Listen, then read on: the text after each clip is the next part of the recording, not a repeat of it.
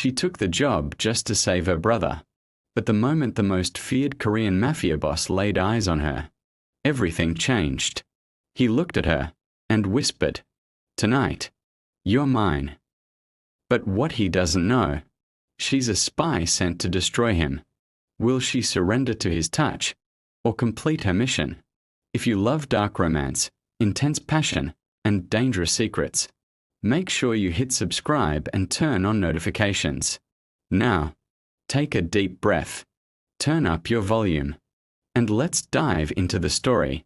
Nala Royce never imagined her life would lead here. Her younger brother lies unconscious in the hospital breathing through machines. The doctors warned her he needs surgery immediately, but the money required was far beyond her reach. So, when a stranger slides a black card across the table and offers her a high-paying job as a private maid, she doesn't hesitate, even though the job belongs to the most feared man in the city. Jae-hyun Shin, 32, Korean, billionaire businessman by day, ruthless mafia boss by night, a man known for three things: power, silence, and no mercy. For her brother's life, Nala accepts. She arrives wearing the freshly fitted Maid uniform, black waistcoat, white buttoned shirt, perfectly hugging her curves. She steps into his office to introduce herself. Jae-hyun looks up from his paperwork. For a moment, just a second, he freezes. He rises slowly, eyes locked on her, his expression unreadable. "You're the new maid." His voice is deep, controlled. Nala swallows. "Yes, sir." His gaze sweeps over her form, slow, intense. He loosens his tie. "I warned them," he mutters under his breath, "not to send me temptations." He steps closer. Nala tries to remain professional, but her heartbeat thunders. "Name?" he asks. "Nala Royce." He nods. "From now on, you only answer to me." She breathes in shakily. Something about him is dangerous, but irresistibly magnetic. What Jae-hyun doesn't know is that Nala is not just a maid. She's a spy, sent by a rival cartel. Her mission? Earn his trust. Seduce him if necessary. Steal information and destroy him. But as she watches him walk past her, his scent lingering in the air, she realizes the real danger isn't him finding out the truth. It's her heart. Midnight. She's cleaning his office. She accidentally bumps into the desk papers scatter. Suddenly, Jae-hyun appears behind her. "Touch anything that's mine without permission again," he whispers from behind, his breath warm against her ear. "And I won't be gentle." She stammers an apology. He steps closer. Then he notices something. A tiny silver necklace resting above her chest. He lifts it with one finger. Hidden camera. His eyes darken. The air shifts. Nala freezes. Jae-hyun slowly reaches for his gun. "Who sent you?" His voice is no longer calm. It's deadly. Nala's eyes fill with tears. "Please, let me explain." He cocks the gun. Fade to black. Nala stands frozen, breath trembling, as Jae-hyun points the gun at her chest. Her heart pounds. She forces out words. "Nala." Shaky. "Please, I can explain." Jae-hyun, cold, deadly calm.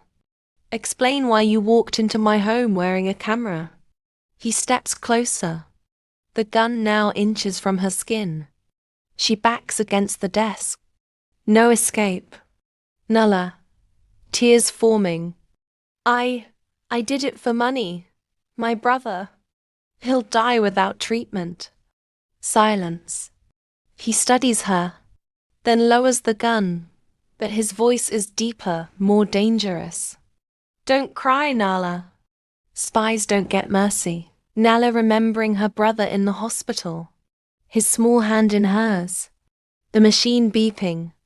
Doctor's voice. Without surgery, he won't survive. She closes her eyes, whispers, Nala, in memory, I'll do anything to save you.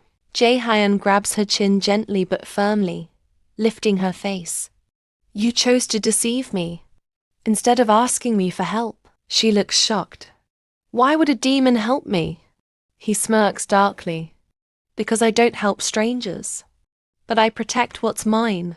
Her eyes widen. He tosses the gun aside. The mood changes. His eyes burn with something more intense. From tonight, you won't spy for them. You'll live for me. Nala gasps. What does that mean? He steps closer, hands on the desk beside her, trapping her in. It means, Nala, you're no longer their spy. You belong to me now. Her pulse races. Suddenly gunshots echo outside the mansion. Jae-hyun turns sharply. Bodyguard voice.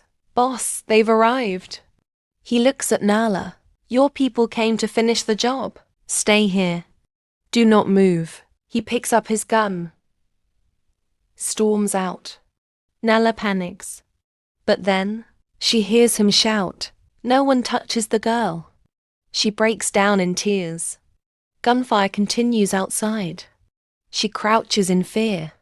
Then his voice echoes through her memory. I protect what's mine, she whispers. Why would you protect me, after I betrayed you? Nala, shivering inside the office, hears footsteps approaching. The door bursts open. Jae-hyun stumbles in blood on his shoulder. Nala gasps and rushes to him. You're hurt. He winces, trying to wave her away. It's nothing. Stay back. But his legs weaken. He collapses to one knee. She catches him. For the first time, he looks vulnerable. Human. Nala gently touches his wound. His eyes meet hers. Let me help you. He tries to push her hand away. I don't need help from someone who lied to me. She holds his gaze. Softly, I lied. But I didn't want you dead. His breath slows. He allows her. She tears fabric from her uniform to bandage the bleeding. Jae-hyun studies her silently. Why do you care? He finally asks.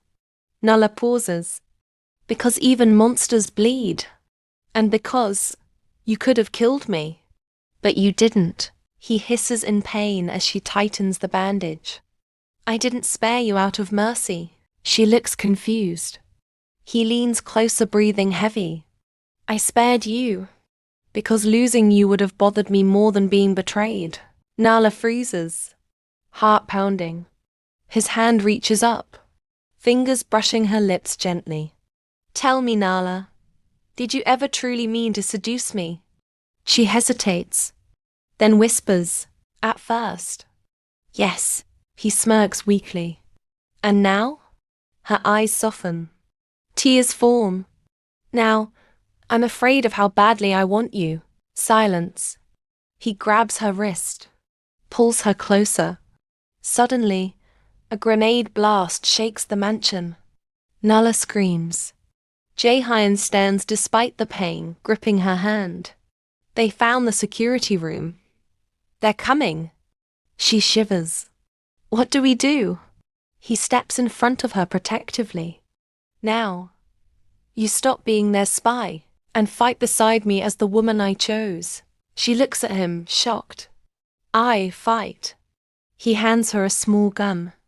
If you're going to stay alive, you learn to survive my world. Her fingers tremble around the gun. Gunfire echoes. Smoke.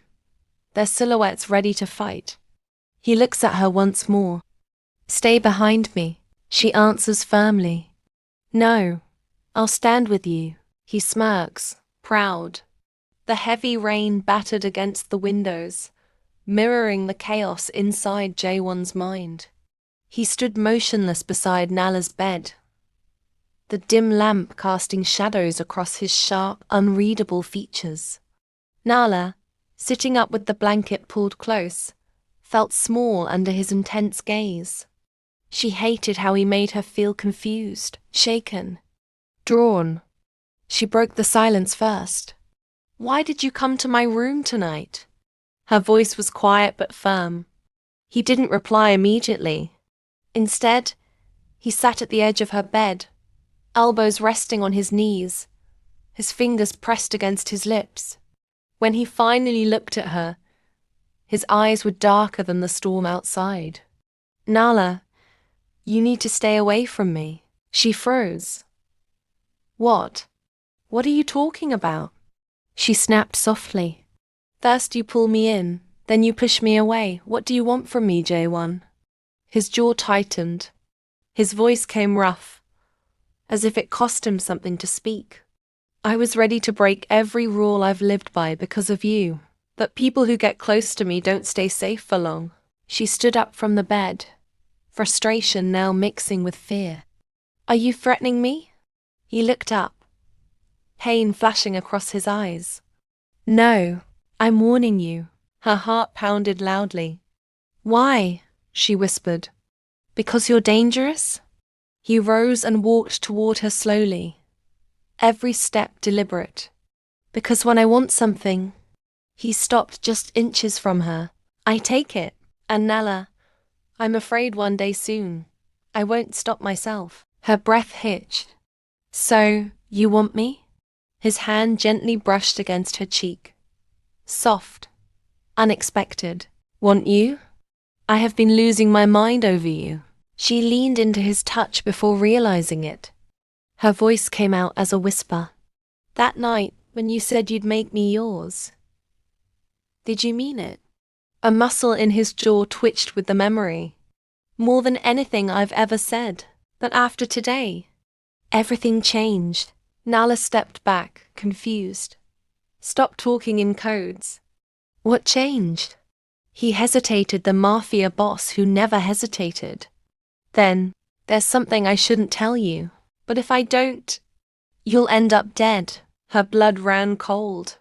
"Dead? Why?" "I'm just a maid." He moved closer, voice sharp. "Not to me." Silence. The storm roared outside. Jae-hwan took her wrist gently, his tone turning into a command. "From tonight, you don't walk in this house without telling me first. You don't speak to anyone I haven't approved. You don't step outside this room unless I say so." She stared at him, stunned. "You can't control my life like that." His voice softened for the first time. "I'm not trying to control you. I'm trying to keep you alive." Nala's breath shook. "And who exactly wants me dead?" A dangerous calm fell over him as he answered. "Someone who knows what I feel for you. Someone powerful. Someone who believes you're my weakness." She swallowed. "And am I?" He brushed a curl behind her ear, his gaze raw. "No, you're the only reason I still feel human." Rain had stopped, leaving the city slick and glistening under streetlights. But inside the mansion, the storm hadn't passed. Nala paced nervously in her room, replaying Jae-hyun's words over and over. "Someone who believes you're my weakness." The thought made her shiver. She had never realized how dangerous her feelings could be, or how close death seemed now. A knock on her door made her jump. "Nala, are you okay?" It was Jae-hyun. His trench coat dripped rainwater onto the marble floor, his expression grim. "I'm fine," she whispered, trying to hide the trembling in her voice. "Don't lie to me," he said, stepping closer. "If anyone touches you tonight, I'll make sure there's nothing left of them." Her pulse quickened, not from fear, but from the raw intensity in his eyes. "Jae-hyun, I can take care of myself," she said, though the uncertainty in her own words betrayed her. He shook his head. "Not tonight. Not when I know they're watching." No sooner had he said the words than a deafening crash echoed through the mansion. The front gates had been blown open. Jaehyun's body tensed like a coiled spring. "Get down!" he barked, grabbing her hand and pulling her behind the massive velvet curtains. Gunfire erupted in the main hall. Shadows moved fast, masked intruders aiming straight for them. Nala's hands shook as she clutched the curtain, heart pounding.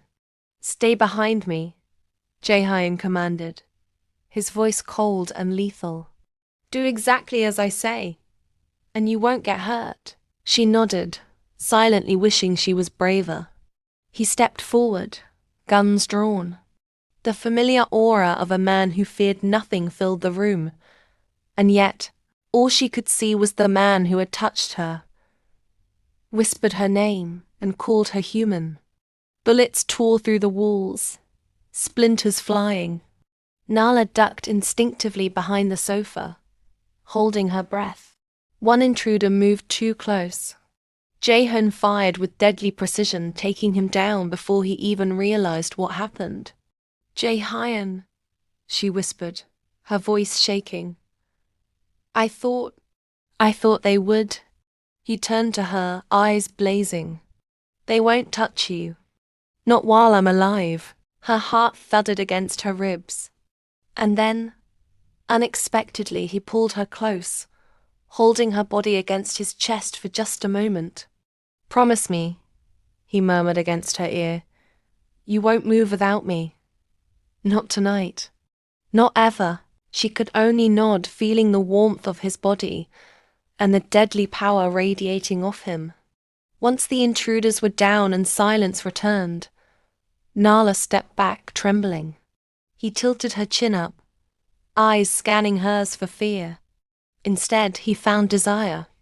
"Do you know what I feel for you?" he asked, voice soft but commanding. "I think," she began, but he silenced her with a finger against her lips.